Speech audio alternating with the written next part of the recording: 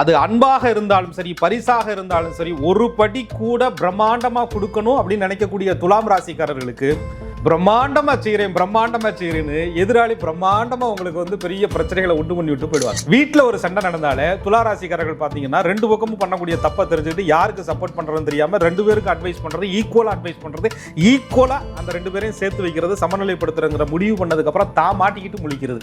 ஒரு உயர் படிப்புக்காக வெளியூருக்கு அனுப்பிச்சு வச்சுட்டு, வெளிநாடுக்கு அனுப்பிச்சு வச்சுட்டு, ஏர்போர்ட் வரையும் சிரிச்சுக்கிட்டே அனுப்பிட்டு, அந்த பஸ் ஏற வரையும் சிரிச்சுக்கிட்டே அனுப்பிட்டு, வீட்டுக்கு வந்ததுக்கு அப்புறம் 3 நாள் ஆனாலும் சாப்பிடாம கதறி அழுகக்கூடிய துளாராசிக்காரர்களை புத்திர பிரிவை அவர்களால் தாங்கவே முடியாது. ஓகே, அப்போ இந்த பெண் பிள்ளைகளை திருமணம் பண்ணதுக்கு அப்புறமா அதெல்லாம் அவங்களுக்கு மன அழுத்தம் ஏற்படுமா? அவங்களுடைய வாழ்க்கை எப்படி இருக்கும்? துளாராசிக்காரர்கள் ஆண் பிள்ளைகளை திருமணம் பண்ணதுக்கு அப்புறமும் மன அழுத்தத்துக்கு ஆளாவாங்க. ஆம்பளை பெண்ணுக்கு கல்யாணம் நடந்துச்சுன்னா துளாராசிக்கார பெண்களுக்கு தன் பையனை தாரை பார்த்து கொடுத்தது போல ஒரு மனநிலை. இது எப்படின்னு கேட்டீங்கன்னா, மன அழுத்தம் எப்படி வரும்னா, ஏமாற்றப்படுவதால், ஏமாந்ததுனால வரக்கூடிய மன அழுத்தம். திருமண வாழ்க்கை, குழந்தைகளுடைய நலன், பெரும் தனம், பெரிய தொழில், முதலீடுகள், பார்ட்னர், பங்குதாரர்களால் ஏமாற்றம் மன அழுத்தம். அந்த மன அழுத்தத்தை குரு தொழில் ஸ்தானத்துல உச்சமாகி சுகஸ்தானத்துல நீச்சமாகிறதுனால சுக வாழ்க்கையிலேயே பிரச்சனையை கொடுத்து இவர்களை ரொம்ப காயப்படுத்துறாரு.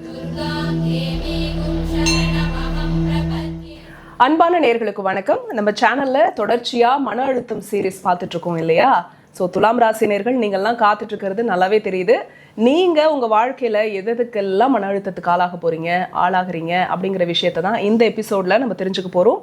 புலிப்பாணி சித்தர் வழி ஜோதிடர் திரு கோகுலகண்ணன் இவருடைய கணிப்புல துலாம் ராசியில பிறந்திருக்கக்கூடிய நீங்க எதுலெல்லாம் மன அழுத்தத்துக்கு ஆளாகிறீங்கன்னு தெரிஞ்சுக்கலாமா? வாங்க. வணக்கம் சார். வணக்கம். குரு வாழ்க, குருவே துணை. துலாம் ராசினியர்கள் இவங்களுமே வந்து விதி விலக்கு இல்லை.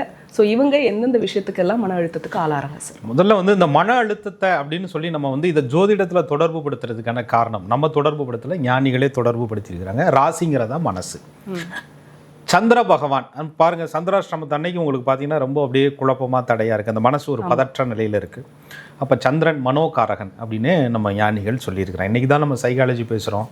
இப்படிலாம் நமக்கு வந்து ஒரு மாதிரி பிரச்சனைகளுக்கு ஒரு புதுவிதமான பெயர்களில் அந்த நோய்கள் வந்து சொல்லப்படுது. அதுக்கு மருந்து, மாத்திரைகள், ஆலோசனைகள் வழங்கப்படுது. அப்படி இருக்கும்போது நம்ம வாழ்க்கையில் அன்றாடம் சந்திக்கக்கூடிய சவால்களே பெரிய மன அழுத்தமாக மாறி அதுவே வந்து நமக்கு ஒரு தீராத கவலையில் கொண்டு போய் விட்டு நம்மளை நோகடிக்குது. அதற்கு கூட வழிபாடுகள், ஆலயங்கள், கோவில்கள், மந்திர பிரயோக முறைகள், முத்ரா முறைகள், யோக பயிற்சிகள், இதெல்லாம் வந்து நம்ம சாஸ்திரம் எவ்வளவோ சொல்லி வச்சுட்டு போயிருக்கு. நம்ம அதெல்லாம் தூரம் வச்சுட்டு டைம் போட்டு டேபிள் போட்டு மாத்திரைகளை எடுத்துக்கிட்டு தூக்கம் வராமல் அவஸ்தைப்பட்டுக்கிட்டு இருக்கோம். ஸோ ஜோதிட நிகழ்ச்சி மூலியமாக நம்ம சொல்கிறது, உங்களுக்கு மன அழுத்தம், ஸ்ட்ரெஸ்ஸை எந்த கிரகம் கொடுக்குதுங்கிறத பார்த்து அதற்குரிய தானமும் தர்மமும் வழிபாடுகள் செய்யும்போது நீங்கள் அந்த அழுத்தத்திலிருந்து வெளியில் வரலாம் அப்படின்ற ஒரு நோக்கத்தினால தான் இந்த மன அழுத்தத்தை பற்றியே நான் இந்த ஜோதிட பதிவில் பேசுகிறேன். Super sir. அப்போ நீங்கள் சொல்கிறதெல்லாம் பார்த்தா இந்த யாராக இருந்தாலும் இந்த மன அழுத்தத்துக்கு நம்ம ஆளாகலை, யாரோ ஒருத்தவங்க ஆக்குறாங்க. அப்போ இந்த துலாம் ராசியில் பிறந்திருக்கிறவங்களுக்கு இந்த மன அழுத்தத்தை ஏற்படுத்தக்கூடியவர் யார்? துலா ராசியில் வந்து உங்களுக்கு எல்லாருக்கும் தெரிந்தது தான், சனி பகவான் வந்து ராசி மேலே உச்சம் பெறுவார். ராசியாதிபதி என்று சொல்லக்கூடிய சுக்கிர பகவான் காலச்சக்கரத்திற்கு 12வது ராசி மோட்ச ராசி என்று சொல்லக்கூடிய மீனத்தில் போய் உச்சம் பெறுவார். தன்னுடைய ராசிக்கு 12ஆம் இடத்துல அயன சயன போகம் என்று சொல்லக்கூடிய இடத்துல சுக்கிர பகவான் போய் நீச்சம் அடைவார். தன்னுடைய ராசியாதிபதி. ஒருத்தர் உதவி பண்ணணும்னா ஈக்குவலா பண்ணிடணும், அதை விட பெருசா பண்ணணும், பிரம்மாண்டமா பண்ணணும், ஒரு கிஃப்ட் கொடுக்கணும்னா கூட அந்த துலாம் ராசிக்காரர்களுக்கு ரொம்ப யோசனை பண்ணி என்ன கொடுக்கலாம், எதுவும் கம்மியாகிடக்கூடாது, அதை விட பெஸ்ட்டாக கொடுக்கணுமே, இதுக்கு மதிப்பே அவங்க வந்து இடப்படக்கூடாது, இது அவ்வளோ வேல்யூ இருக்கணுமே, அவ்வளோ ஆத்மார்த்தமாக இருக்கணுமே, அவ்வளோ உண்மையாக இருக்கணுமே அப்படின்னு அந்த தன்னை வந்து அப்படியே அதை வந்து யோசிச்சு ஒரு முடிவுக்கு வர்றதுக்குள்ளேயே போதும் ஆயிடும் துலா ராசிக்கு. அதனால அது அன்பாக இருந்தாலும் சரி, பரிசாக இருந்தாலும் சரி, ஒரு படி கூட பிரம்மாண்டமா கொடுக்கணும் அப்படின்னு நினைக்கக்கூடிய துலாம் ராசிக்காரர்களுக்கு அப்பாம்பாரு பெரிய ஆப்பு எப்படின்னு கேட்டீங்கன்னா, பிரம்மாண்டமா செய்யறேன்னு எதிராளி பிரம்மாண்டமா உங்களுக்கு வந்து பெரிய பிரச்சனைகளை உண்டு பண்ணி விட்டு போயிடுவாங்க. அதுவே இவர்களுக்கு பெரிய மன அழுத்தமாகும். திரும்ப அதிலிருந்து சமநிலைக்கு இவர்கள் வருவதற்கு பெரிய கஷ்டப்பாடுபடுவாங்க. ஏன்னா துளாராசிக்கு வந்து நீங்கள் நோய் வரணும்னா அடித்து காயப்படுத்தி துன்பப்படுத்திலாம் வேண்டியதில்லை. லேசாக மனசை அப்படி குழப்பி விட்டு டியூன் பண்ணி விட்டாலே போதும், தூக்கம் வராது, சமநிலை வராமல் தடுமாறுவாங்க. வீட்டில் ஒரு சண்டை நடந்தாலே துளாராசிக்காரர்கள் பார்த்தீங்கன்னா ரெண்டு பக்கமும் பண்ணக்கூடிய தப்பை தெரிஞ்சுக்கிட்டு யாருக்கு சப்போர்ட் பண்ணுறதுன்னு தெரியாமல் ரெண்டு பேருக்கு அட்வைஸ் பண்ணுறது, ஈக்குவலாக அந்த ரெண்டு பேரையும் சேர்த்து வைக்கிறது, சமநிலைப்படுத்துறங்கிற முடிவு பண்ணதுக்கப்புறம் தான் மாட்டிக்கிட்டு முழிக்கிறது. இவங்க பஞ்சாயத்துக்குள்ளே போய் நம்ம இந்த பாடுபடுறோமே அப்படிங்கிற மாதிரி துலாம் சுவாதிக்கு மன அழுத்தம் அதிகம் வருவதற்கான காரணமே தர்மத்தின் சைடு நின்று பஞ்சாயத்து பண்றேங்கிற பேர்லையும் ஒருத்தர் தனக்கு செய்த உதவிக்கும் கொடுத்த பரிசுக்கும் மேல ஒருபடியாவது நான் செய்யணும் அப்படின்னு சொல்லி ஒரு படி பிரச்சனைகளை சேர்த்து வாங்கிக்கக்கூடிய ஒரு ராசி, அதனால் மன அழுத்தத்திற்கு ஆளாகக்கூடிய ஒரு ராசின்னு சொன்னா அது துலாம் ராசியே அப்படின்னு சொல்லலாம். எல்லாருக்குமே இந்த பணம் வருமானம் இதை நோக்கி தான் ஓடிட்டு இருக்கோம். அப்போ நியாயமா பார்த்தா எல்லாருக்குமே மன அழுத்தம் இதை சார்ந்து தான் இருக்கும். ஆனா இவங்க வந்து ஒரு படி மேலே போய் நான் அதிகமா செய்றேன், அதனால இவங்க மன அழுத்தத்துக்கு ஆளாறாங்கன்னா அப்போ பண விஷயம் அதுல பணத்தை ஈட்டக்கூடிய விஷயங்கள்ல ஈடுபடும் போது அவங்களுக்கு மன அழுத்தத்துல அப்படி இல்லை. நம்ம வந்து ஒருத்தருக்கு வந்து ருண ரோக சத்துருபாவகன்னு ஒன்று இருக்கு, எல்லா ராசிக்குமே இருக்கு. ஏதோ ஒரு வழியில பிரச்சனையை கொடுக்கணும். அவர் யாரு அப்படின்னு கேட்டீங்கன்னா தேவகுரு என்று சொல்லக்கூடிய குரு பகவான் துலா ராசிக்கு. ஆனா அவர் வீட்டில் தான் போய் இவங்க உச்சமும் பெறுகிறார்கள். அப்போ அந்த குரு பகவான் என்ன பண்ணுவாராம், ராசிக்கு 4ஆம் இடம் என்று சொல்லக்கூடிய வீடு மனை வாகன ஸ்தானத்தில் இவர்களுக்கு நீச்சம் என்ற நிலையையும், இவர்களுக்கு ராசிக்கு 10ஆம் இடம் என்று சொல்லக்கூடிய கடகத்தில் உச்சம் என்ற நிலையும் பெறுறார். நிறைய துலா ராசிக்காரர்கள் வேலையே கதி, பாசே கடவுள், செய்யும் தொழிலே தெய்வம், தொழில் செய்யும் இடமே எனக்கு கோவில் அப்படின்னு சொல்லிட்டு வாழ்க்கை முழுவதும் அங்கேயே உழைச்சி கடைசியில் திரும்பி பார்க்கும்போது என்ன 40+ போட்டுக்கிட்டு இருக்கு, 50 நோக்கி போயிட்டு இருக்கோமோ, 50 கடந்துட்டோமோ, ஐயோ அப்பா வாழ்க்கை முழுசும் 20 வருஷம் ஒரே கம்பெனியில் போயிருச்சு, ஒரே இடத்துல போயிருச்சு, அல்லது ஒரே வேலையில் போயிருச்சு அப்படின்னு ஒரு மன அழுத்தம் வந்து இவர்களுக்கு அதிகம் வருங்க. காரணம் வந்து வேலை செய்கிற இடத்துலையும் வேலை கொடுக்கக்கூடியவர்களுக்கும் இவர்கள் ரொம்ப விசுவாசமாக ரொம்ப உண்மையாக இருப்பாங்க. 4ஆம் இடத்துல நீசம் பெறதுனால வீடு வாகனம் சொத்து சுகம் பாக்கியம் இதெல்லாம் நம்ம என்ன வச்சிருக்கிறோம் அப்படின்னு திரும்பி பார்க்கும்போது உங்களுக்கு பெரிய மன அழுத்தம் வந்துடும். அந்த மன அழுத்தத்தை குரு தொழில் ஸ்தானத்தில் உச்சமாகி சுகஸ்தானத்தில் நீச்சமாகிறதுனால சுக வாழ்க்கையிலேயே பிரச்சனையை கொடுத்து இவர்களை ரொம்ப காயப்படுத்துகிறார், ரொம்ப கஷ்டப்படுத்துகிறார் அப்படின்னு எடுத்துக்கிட்டோம்னா, இதை விட ஒரு பெரிய கொடுமை என்னன்னு கேட்டிங்கன்னா, அந்த குருவோட நட்சத்திரம் எங்கெல்லாம் இருக்கிறதோ அந்த இடத்துல பூரா துளாராசிக்காரர்களுக்கு மன அழுத்தம் அதிகம் வருங்க. அதாவது குரு அப்படின்னு சொன்னால் நம்ம குழந்தைன்னு சொல்கிறோம், புத்திரர்கள்னு சொல்கிறோம். துலாம் ராசி எப்பயுமே வாழ்க்கையில் தன்னுடைய கஷ்டமான நிலையை கூட கடந்து வந்து ஒரு உச்சத்தை தொட வேண்டும், அதில் புகழோடு இருக்க வேண்டும் என்று நினைக்கக்கூடிய ராசி. தான் புகழ் பெறவில்லை என்றாலும் தன்னுடைய குழந்தை புகழோடு இருக்கணும். அதான் சொல்லுவாங்களாம், துளாராசிக்காரர்கள் தன்னுடைய குழந்தையை பார்த்து நீ கின்னஸ்ல இடம் பெற வேணா, ஸ்கூலில் வந்து கம்ப்ளைண்ட் புக்கில் இடம் பெற்றாத, அந்த அளவுக்கு கெட்ட பேரை வாங்கி கொடுத்துறாத, இன்னாறு பிள்ளை அப்படின்னு சொல்கிற மாதிரி வாழ்ந்து காட்டணும். நான்லாம் எங்கள் அப்பாவுக்கு இன்னாறு பிள்ளை இப்படின்னு பேர் வாங்கி கொடுத்துருக்கோம் அப்படின்னு சொல்லி தன்னுடைய குலப்பெருமையை தன்னுடைய குழந்தைகளுக்கு சொல்லி கொடுத்து அந்த குழந்தை அதை கேட்காம சேட்டை பண்ணுவதன் மூலியமா துளாராசிக்காரர்களுக்கு அதீத மன அழுத்தம் வரும். அல்லது அதை கேட்கக்கூடிய குழந்தையா இருக்கும். தன்னுடைய புத்திரஸ்தானம் துளாராசிக்கு 5ஆம் இடம் என்று சொல்லக்கூடிய கும்பத்திற்கு 2 கூடிய தனாதிபதியாக குரு பகவான் வந்து அவரே லாபாதிபதியாக வருவதால் தன்னுடைய வளர்த்த குழந்தைய, தன்னுடைய செல்ல குழந்தைய, அன்பான குழந்தைய டிசிப்ளினாக ஒழுக்கமாக எல்லாத்தையும் குழந்தைகளுக்கு சொல்லி கொடுத்து வளர்த்ததுக்கப்புறம் ஒரு உயர் படிப்புக்காக வெளியூருக்கு அனுப்பிச்சி வச்சுட்டு, வெளிநாடுக்கு அனுப்பிச்சி வச்சுட்டு, ஏர்போர்ட் வரை சிரிச்சுக்கிட்டே அனுப்பிட்டு, அந்த பஸ் ஏறுற வரையும் சிரிச்சுக்கிட்டே அனுப்பிட்டு வீட்டுக்கு வந்ததுக்கப்புறம் 3 நாள் ஆனாலும் சாப்பிடாம கதறி கதறி அழுகக்கூடிய துளாராசிக்காரர்களை புத்திர பிரிவை அவர்களால் தாங்கவே முடியாதுங்க. ஆமாம் சார். இப்போ பொதுவாக பிள்ளைங்களை நல்லா ஆசாசையாக வளர்த்துட்டு வெளிநாட்டில் படிக்க போகிறாங்க அப்படின்னா எந்த ஒரு பிரிவையும் யாராலையுமே தாங்கிக்க முடியாது. வெளிநாடு மட்டும் கூட இல்லாமல் வெளி மாவட்டத்துக்கு போனாலே துளாராசிக்கு ஏதோ பக்கத்து பார்டரில் இருக்க பாகிஸ்தானுக்கு போகிற மாதிரி துளாராசிக்காரர்களுக்கு பிள்ளை பக்கத்தில் பஸ் ஏறி போகுது, ஒரு ஊருக்கு போகுது அப்படின்னாலே எப்போ வரும் 100 ஃபோன் பண்ணி தொந்தரவு போட்டு அந்த பிள்ளையும் நிம்மதியாக இருக்க விடாமல் தானும் நிம்மதியாக இல்லாமல் வீட்டில் இருக்கக்கூடிய ஆளையும் போட்டு டார்ச்சர் பண்ணி ஒரு ஃபோன் பண்ணி அவனுக்குலாம் அறிவு இருக்குதா அப்படியான்னு கேட்டு கடுமையான அந்த மைண்ட் டிப்ரெஷன் துளாராசி மாதிரி பிள்ளைகளை பிரிந்தா ஏற்படக்கூடிய ஒரு ராசி எதுவுமே கிடையாது அப்படின்னு சொல்லுவாங்க. ஓகே. அப்போ இந்த பெண் பிள்ளைகளை திருமணம் பண்ணதுக்கு அப்புறமா அதெல்லாம் அவங்களுக்கு மன அழுத்தம் ஏற்படுமா? அவங்களுடைய வாழ்க்கை எப்படி இருக்கும்? துளாராசிக்காரர்கள் ஆண் பிள்ளைகளை திருமணம் பண்ணதுக்கு அப்புறமும் மன அழுத்தத்துக்கு ஆளாவாங்க. பெண் பிள்ளைகள் மட்டும் இல்ல, பெண் பிள்ளைகள் மேல கூட துளாராசிக்காரர்கள் அவ்வளவு பாசம் வச்சிருக்காங்களாங்கிறது எனக்கு தெரியல. இந்த ஆம்பளை பிள்ளை மேல அந்த துளாராசிக்கார பெண்கள் பார்த்தீங்கன்னா அவ்வளவு ஒரு அட்ராக்ஷன், அவ்வளோ ஒரு அன்பு, அவ்வளோ ஒரு பாசம். ஏதோ பிள்ளைகளை தான் தாரை வார்த்து கொடுக்குறதுன்னு கேள்விப்பட்டிருக்கோம். ஆம்பளை பெண்ணுக்கு கல்யாணம் நடந்துச்சுன்னா துளாராசிக்கார பெண்களுக்கு தன் பையனை தாரை வார்த்து கொடுத்தது போல ஒரு மனநிலை. நல்லா பார்த்துக்குருவாங்களா, கேரிங் பண்ணிக்குவாங்களா, என் பையனை சந்தோஷமா வச்சுக்கிறாங்களா, ஃபேமிலி நல்ல ஃபேமிலி. துளாராசிக்காரவங்க என்கிட்ட ஒரு பொருத்தம் பார்க்க வந்தாங்கன்னா, அதுவும் பையனை பற்றவங்களா இருந்தாங்கன்னா பொண்ணு கேட்குற கேள்வி எல்லாம் அந்த பெண் வீட்டார் வந்து கேட்பாங்க, பையன் வீட்டார் கேட்பாங்க, அந்த பெண் வீட்டை பற்றி கேட்பாங்க. அப்படி இவங்களுக்கு வந்து அந்த டிப்ரெஷன் இருக்குது. அதே நேரத்தில் குரு வந்து இவர்களுக்கு ரோகாதிபதியாக வர்றதுனால குழந்தைகளுக்கு திருமணம் பண்ணும்போது மிக மிக கவனமாக நட்சத்திர பொருத்தங்கள், தாராபலன் பொருத்தங்கள், அவங்களுடைய கிரக தசை அமைப்புகள்லாம் பார்த்து தான் திருமணம் பண்ணணும்.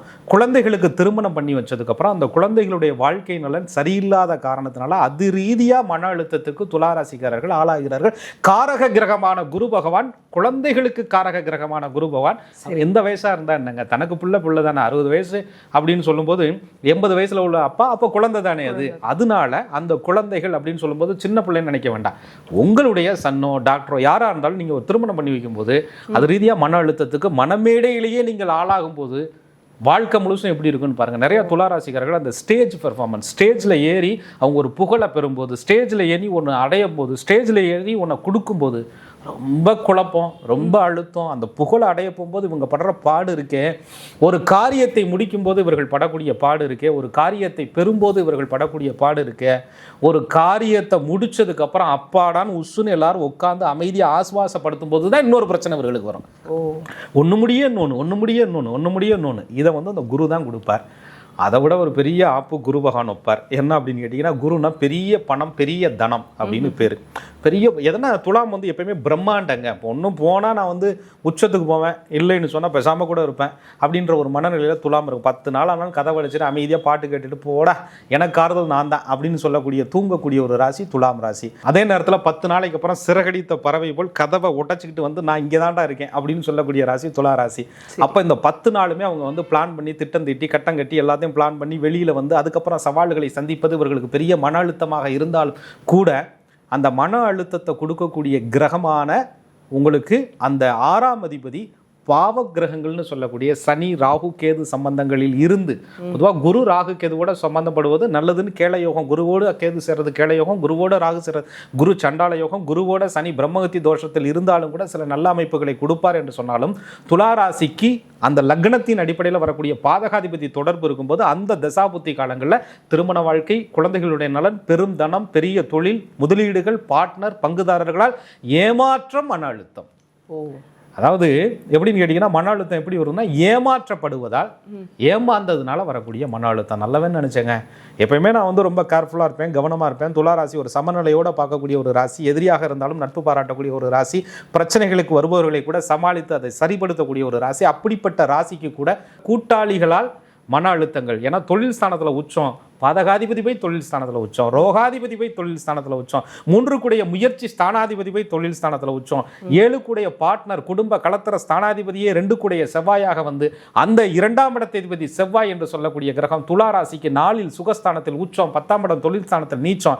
அப்போ சுகஸ்தானத்தில் பவர்ஃபுல்லாக இருந்து தொழில் ஸ்தானத்தில் சில நேரங்களில் நீச்சம் என்ற நிலையை துலாம் ராசிக்காரர்கள் அடைவதனால, 10ஆம் அதிபதி என்று சொல்லக்கூடிய சந்திரனை இவர்களுடைய ராசி மேலே வந்து உட்கார்றதுனால இவர்களுக்கு பார்த்தீங்கன்னா தொழில் குழப்பங்கள், தொழில் செய்யும் இடத்தில் குழப்பங்கள், தொழிலை தேர்வு செய்வதில் குழப்பங்கள், தொழிலில் இடம் மாற்றம் ஆக வேண்டும் என்ற குழப்பங்கள், இடம் மாற்றது ஆனதுக்கு அப்புறம் அங்கே வந்து நிலையாக இருக்க முடியாத ஒரு குழப்பங்கள்.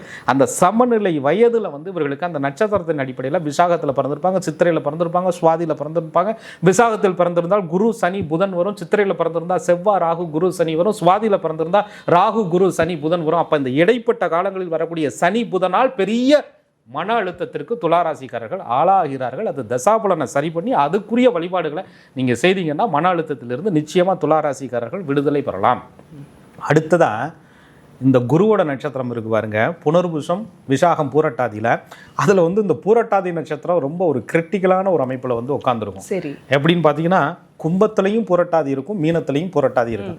எனக்கு ஒரு வீடே இங்கே பிரச்சனையாக இருக்குது. இந்த குரு வந்து எல்லா வீட்லேயும் வேற ஒரு 6 வீட்டில் உட்காந்துருக்கிறார். கும்பம் புரட்டாதியில் இருக்கிறாரு, மீனம் புரட்டாதியில் இருக்கிறாரு, துலாம் விசாகத்தில் இருக்கிறாரு, விருச்சகம் விசாகத்தில் உட்காந்துருக்கிறாரு, மிதுனம் புனர்பூசத்தில் இருக்கிறாரு, கடகம் புனர்பூசத்தில் இருக்கிறாரு. எனக்கு 6ஆம் அதிபதி இம்பட்டு வீட்டில் போய் உட்காந்துருந்தா எங்கேதாயா பிரச்சனை இல்லாமல் இருக்குங்கிற மாதிரி துளாராசிக்காரர்கள் எல்லா இடங்களிலும் குரு தன்னுடைய ஆளுமையை செலுத்துவதால் நல்ல குருநாதர்களை, நல்ல குருமார்களை நீங்கள் தேர்வு செய்வதில் மன அழுத்தம் ஏற்படுது.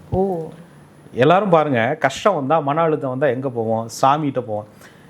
இந்த துலாம் ராசிக்காரர்களுக்கு ஒரு பூஜை அறையோ ஒரு கோவிலோ அலங்காரம் இல்லாமல் இருந்தாலே இவர்களுக்கு பிடிக்காது. என்னையா சுவாமி இப்படி வச்சிருக்கிறீங்க? அப்படியே அந்த சுவாமி வந்து அப்படி பட்டு பீதாம்பரத்தோடு அப்படியே அழகாக ஜோடித்து புது மலர் மாலைகளோடு இருக்க வேணும். துலா ராசிக்காரர்கள் தன்னுடைய பூஜை அறையில் எப்பயுமே பார்த்தீங்கன்னு சொன்னால் எண்ணெய் வளங்கள், அதுக்கப்புறம் பூஜை பொருள்கள், ஊதுபத்தி, எதுக்குமே காம்ப்ரமைஸே கிடையாது. காசு இல்லைனாலும் கடன் வாங்கி கூட சுவாமிக்கு செய்ய வேண்டிய பூஜை புனஸ்காரங்களை துல்லியமாக செய்யக்கூடிய ஒரு ராசி துலா ராசி. அப்படி செய்ய முடியலன்னா அதுவே அவர்களுக்கு பெரிய மன அழுத்தமாக மாறிடும். என்னடா சுவாமி இப்படி வச்சுட்டோமே, நம்மளை சுவாமி காய போட்டது ரைட்டு, சுவாமியை நம்ம இப்படி பண்ணிட்டோமே, சுவாமிக்கு நெய்வேத்தியம் வைக்கலையே, சுவாமிக்கு அலங்கரிக்கலையே, சுவாமிக்கு பூ வைக்கலையே, சுவாமிக்கு பன்னீர் வைக்கலையே, சுவாமிக்கு சந்தனம் சாத்தலையே. இதெல்லாம் ஏன்னா சுக்கிரன் என்பது அழகுங்க, அந்த குரு என்பது ஆன்மீகங்க. துளாராசிக்காரர்களுக்கு அந்த தெய்வத்தை அழகுபடுத்தி பார்ப்பதிலும் அந்த தெய்வத்திற்கு அபிஷேக ஆராதனைகள் நடக்கலைனாலே இவர்களுக்கு மன அழுத்தம் வந்துடுதுங்க. எல்லாரும் கோவிலுக்கு போகும்போது சுவாமிக்கு திரைச்சீலைகள் போட்டிருக்கும் போது எல்லாரும் டிப்ரெஷனாக இருப்பாங்க. எப்போ துறப்பாங்க, எப்போ இது பண்ணுவாங்க, எப்போ அபிஷேகம் பண்ணுவாங்க, எப்போ. ஆனால் துலாம் ராசிக்காரர்கள் பொறுத்திருந்து ஓரமாக அமைதியாக காத்திருந்து அந்த அலங்கரிக்கப்பட்ட சுவாமியை முழுவதுமாக தரிசித்து தான் கோயிலை விட்டு வெளியில் வருவாங்க. அப்படி பார்க்கலை, சுவாமியை பார்க்க முடியல, இவங்க போன நேரத்துக்கு கோவில் நடை சாத்தப்பட்டது, ஏதோ ஒரு காரணத்தினால போக முடியலன்னா அதுவே இவர்களுக்கு பெரிய மன அழுத்தத்தை குரு உருவாக்குறார். ஆனால் இது ஒரு நல்ல மன அழுத்தம்னு நான் சொல்லுவேன். சரி. ஆனால் அதே நேரத்தில் இந்த நட்சத்திரம் இன்னொரு இடத்துல உங்களுக்கு இருக்கு. 2ஆம் இடம் என்று சொல்லக்கூடிய குடும்பஸ்தானம் என்று சொல்லக்கூடிய விருச்சகத்துல அந்த விசாக நட்சத்திரம் இருக்கு. இந்த குருவோட நட்சத்திரம் துலாத்திலையும் இருக்கும், விருச்சகத்திலையும் இருக்கும். எப்பயுமே துலா ராசிக்காரர்கள் தன்னை எல்லோருக்கும் பிடிக்கணும், தன்னை யாரும் அவாய்ட் பண்ணிடக்கூடாது, எல்லோருக்கும் பிடித்த ஒரு சக்தியாக நம்ம இருக்கணும், எல்லோருக்கும் பிடித்த ஒரு நபராக இருக்கணும். எல்லா இடத்துலையுமே நம்ம பார்த்தீங்கன்னு சொன்னால் யாரையும் கேவலப்படுத்திடாமல், மட்டம் தட்டிடாமல், யாரும் தன்னால் மனக்காயப்பற்றாமல் இருக்கணும். அப்படிலாம் வாழ முடியுமா? முடியாது. ஒருத்தருக்கு நல்லவரா ஒருத்தருக்கு கெட்டவரா தான் இருக்க முடியும். சமுதாயத்தில் எல்லாரும் 100% நல்லவர்னு உங்களை தூக்கி கொண்டாட போகிறதில்ல, எல்லாரும் 100% உங்களை கெட்டவர்னு சொல்ல போகிறதில்ல. ஆனால் துலா ராசிக்காரர்கள் மேக்சிமம் அந்த தன்னை ஆப்போசிட்டாக ஒருத்தர் நினச்சிடக்கூடாது அப்படிங்கிறதுல சமநிலையாக இருக்கணும். நம்ம எல்லாருக்கும் ஈக்குவலாக இருக்கணும், ஒரு குடும்பத்தில் எல்லாருக்கும் சமமானவராக இருக்கணும். சில துலா ராசிலாம் நான் பார்த்துருக்கேன், ஒரு ஃபேமிலியில் ஒருத்தருக்கு பிடிக்கலன்னு சொன்னால் நீ அவங்களோட பேசக்கூடாதுன்னு சொன்னால் துலா ராசிக்காரர்கள் அதெல்லாம் கேட்கவே மாட்டாங்க. உனக்கு பிடிக்கலன்னா நீ இருப்பா, எனக்கு பிடிக்குது நான் போய் பேசுகிறேன் அப்படின்னு சொல்லுவாங்க. அந்த ரெண்டையும் காம்ப்ரமைஸ் பண்ணி பேசாத ஆளையும் திரும்ப பேச வைக்கிறதுக்கு என்ன முயற்சின்னு பார்த்து அதை மண்டையில் ஏற்றிக்கிட்டு அதனால குழப்பம், மன அழுத்தம். நம்ம தான் அவர் தான் பேசலைன்னா போயிட்டு போகிறாருன்னு விட்டு போக வேண்டியதானே. அது துலா ராசிக்கு பிடிக்காது. ஏன் 2 பேரும் பேசலை, ஏன் 2 பேரும் பேசலை, 2 பேரும் ஒன்று சேர்த்துக்கூட உங்களை தெருவில் விட்டுருவா. இது துலா ராசிக்காரர்கள் 2 கஷ்டப்படக்கூடியவர்களை, 2 பிரிவாளிகளை, 2 கூட்டாளிகளை சேர்ப்பதன் மூலியமாக தான் தனிமை துயருக்கு ஆளாவது துளாராசியினுடைய ஒரு கொடுப்பனைனே சொல்லலாம். இப்படிலாம் கூட இவர்களுக்கு மன அழுத்தத்தை அந்த குரு கொடுக்குறார். சார், குரு மட்டும் தானா இல்ல வேற யாராவது மன அழுத்தத்துக்கு ஆளாக்குவாங்களா? குரு 6ஆம் அதிபதிங்கிறதுனால ருணரோக சத்துரு ஸ்தானாதிபதி ஆகிறதுனால நம்ம அப்படி சொல்றோம். சரி, இது ராசிக்கு தான் குரு 6ஆம் அதிபதி ஆகிறார். இதே லக்னத்துக்கு குரு ஃபேவரா இருந்தா இந்த விஷயங்கள் எல்லாம் உங்களுக்கு பாசிட்டிவா இருக்கும். அப்போ லக்னத்துக்கு நெகட்டிவா இருக்கிற கிரகங்கள் அது ரீதியான மன அழுத்தம் கொடுக்கும். அதை காம்ப்ரமைஸ் பண்றதுக்கு, அதை சரி பண்ணிக்கிறதுக்கு சில யோக பயிற்சிகள், தியான பயிற்சிகள், வழிபாடு முறைகள், முத்திரைகள் இதை நீங்க பயன்படுத்தும் போது அந்த அழுத்தத்திலிருந்து தற்சமயமாவது வெளியில வரலாம். இல்லையா? நிரந்தரமா வெளியில வர்றதுங்கிறது உங்களுடைய மன ஓட்டத்தை பொறுத்து, அடுத்தடுத்து நடக்கக்கூடிய நிகழ்வுகளை பொறுத்து. இப்போ ஓவர் ஸ்ட்ரெஸ்ஸாக இருக்குது, ஒன்றுமே செய்ய முடியல, அடுத்த கட்ட நகர்வுக்கே போக முடியல, ஒரு வேலை கிடைக்கல, ஒரு இது பண்ணலைன்னா சில முறைகளை நம்ம பயன்படுத்தி வெளியில் வரலாம். அப்படிங்கிறதுல நான் சொல்கிறது, இப்போ பொதுவாக இந்த குரு இப்படி மன அழுத்தத்தை கொடுக்குறார், இப்படி ஒரு பிரச்சனையாக இருக்குது. மற்ற கிரகங்களுக்கெல்லாம் நம்ம சொல்லிட்டு இருந்தால் சொல்லிகிட்டே போகலாம். அப்படி குரு இப்படி பிரச்சனையை கொடுக்குறாரு, அப்போ என்ன பண்ணலாம்? கோயிலுக்கு போனாலும் பிரச்சனையாக இருக்குது, இங்கே வீட்டில் இருந்தாலும் பிரச்சனையாக இருக்குது, இதுவாக இருந்தாலும் பிரச்சனையாக இருக்குது அப்படின்னு சொல்லும்போது துலாம் ராசிக்காரர்கள் இந்த குருவால் கொடுக்கக்கூடிய மன அழுத்தத்திலிருந்து வெளியில் வருவதற்கு விநாயக பெருமானை வீட்டில் வைத்து பூஜை செய்வது இவர்களுக்கு மன அழுத்தத்திலிருந்து வெற்றியை கொடுக்கும். அந்த பூஜையை எப்படி தொடங்கணும்னா சதுர்த்தி நாளில் தொடங்கணும். பால் அபிஷேகம், பன்னீர், மஞ்சள் அபிஷேகத்தால் 3 அபிஷேகங்கள் செய்து அருகில் இருக்கக்கூடிய பிள்ளையார் கோவிலில் போய் எருக்கம்பூவும் அதே போல் அருகம்புல்லும் வைத்து விநாயகரை வழிபாடு செய்து தோப்பு கரணம் போட்டு வரும்போது, அதுக்குள்ள ஒரு சயின்டிஃபிக் ரீசன் இருக்கு. 9 தோப்பு கரணங்கள். இல்லை எனக்கு வயசாயிடுச்சு, உட்காந்து எந்திரிக்க முடியல அப்படின்னு சொல்லும்போது மானசீகமாக அந்த விநாயகப் பெருமானை நினைத்து அந்த விநாயகப் பெருமானுடைய மந்திரங்களை சொல்லி வருவதன் மூலியமாக மன அழுத்தத்திலிருந்து துலாம் ராசிக்காரர்கள் வெளியில் வரலாம். குருவிற்கும் விநாயகருக்கும் என்ன தொடர்பு இருக்குது, ஏன் அவரை விநாயகரை கும்பிட சொல்கிறோங்கிறத நான் அடுத்தடுத்த பதிவுகள் எல்லாம் சொல்கிறேன். பட் இந்த நேரங்களில் நீங்கள் அந்த மன அழுத்தம் வரும்போது பிள்ளையாரை நினச்சிக்கோங்க, உங்களுடைய பிள்ளைகள் சிறப்பாக இருப்பார்கள். சூப்பர் சார், இதான் ஃபார்முலா. நம்ம தசாபதி பற்றி நீங்கள் சொல்லும்போதே சொல்லணும்னு நினச்சேன். நம்ம தொடர்ச்சியாக அதை பற்றி பேசிகிட்டு இருக்கோம், அதுவுமே உங்களுக்கு ஹெல்ப்ஃபுல்லாக இருக்கும். பிறப்பு ஜாதகமும் இதுக்கு ரொம்ப அவசியம் இல்லையா? மன அழுத்தத்துக்கும் பிறப்பு ஜாதகத்துக்குமே தொடர்பு இருக்குது. தொடர்ச்சியாக அடுத்தடுத்த வீடியோவில் மற்ற ராசிக்காரங்களுடைய மன அழுத்தம் சீரீஸ் நம்ம பார்க்கலாம் சார். நன்றி. நன்றி. குரு வாழ்க, குருவே துணை. என்ன நேயர்களே, துலாம் ராசியில் பிறந்திருக்கக்கூடிய நீங்கள் எந்தெந்த விஷயத்துக்கெல்லாம் மன அழுத்தத்துக்கு ஆளாறீங்க, இல்லை உங்களை யார் எந்தெந்த கிரகங்கள் உங்களை மன அழுத்தத்துக்கு ஆளாக்குது அப்படின்னு இந்த எபிசோடில் நீங்கள் பார்த்து தெரிஞ்சுட்டு இருந்திருப்பீங்க. இது கண்டிப்பாக உங்களுக்கு ஒரு நல்ல வழிகாட்டுதலாக இருக்கும் அப்படின்னு நாங்கள் நம்புகிறோம். அதே மாதிரி எல்லா ராசிக்காரர்களுடைய மன அழுத்தம் வந்து மன அழுத்தம் சீரீஸில் தொடர்ச்சியாக நம்ம வந்து அப்லோட் பண்ணிகிட்டே இருக்கோம். பார்க்காதவங்க தனித்தனியாக வீடியோஸ் இருக்குது, நீங்கள் போய் செக் பண்ணி பாருங்கள். உங்களுடைய ஃப்ரெண்ட்ஸ் அண்ட் ஃபேமிலி அந்த ராசியில் பிறந்திருக்காங்க அப்படின்னா அவங்களுக்கு அந்த வீடியோவை ஷேர் பண்ணுங்கள். அதே மாதிரி நம்ம ஆஸ்ட்ராலஜர் கோகுலக்கண்ணன் சார் யூடியூப் சேனலை இது வரைக்கும் சப்ஸ்கிரைப் பண்ணல அப்படின்னா சப்ஸ்கிரைப் பண்ணிக்கோங்க. பக்கத்தில் இருக்கக்கூடிய பெல் ஐகானை வந்து கிளிக் பண்ணுங்கள். அப்போ தான் ஆட்டோமேட்டிக்காக நாங்கள் அப்லோட் பண்ணக்கூடிய எல்லா வீடியோஸும் உங்களுடைய டைம்லைனில் நோட்டிஃபிகேஷனாக வரும். நீங்கள் கமெண்ட்ஸில் வந்து கேட்கவே வேண்டாம். தொடர்ச்சியாக உங்கள் ஃபோன் ஓப்பன் பண்ணீங்க அப்படின்னாலே அந்த வீடியோஸ் எல்லாமே நீங்கள் பார்த்துக்கலாம். அதே மாதிரி இந்த வீடியோவை நீங்கள் பார்த்ததுக்கு மிக்க நன்றி.